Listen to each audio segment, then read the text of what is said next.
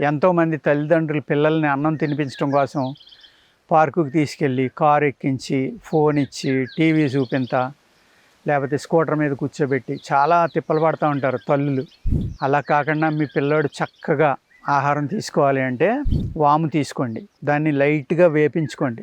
వేపించుకున్న తర్వాత చక్కగా మిక్సీలో కొద్దిగా కొట్టండి, లైట్గా ఒక 10 రౌండ్లు తిరిగాక తీసేసి చెరిగెత్తే దానిపైన పొట్టు చాలా వరకు బయటికి వెళ్ళిపోతుంది.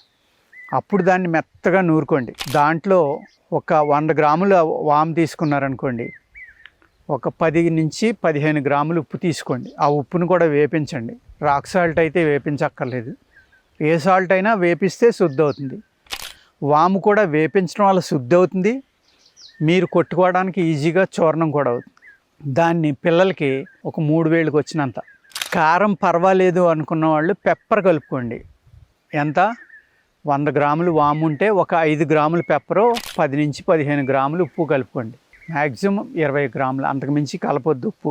దీనివల్ల పిల్లలకి ఆకలి విపరీతంగా అవుతుంది. తినక ముందర అరగంట ముందర కానీ తిన్నాక అరగంట తర్వాత కానీ ఒక 3 వేళ్ళకి వచ్చినంత పిల్లల చేత తినిపించండి.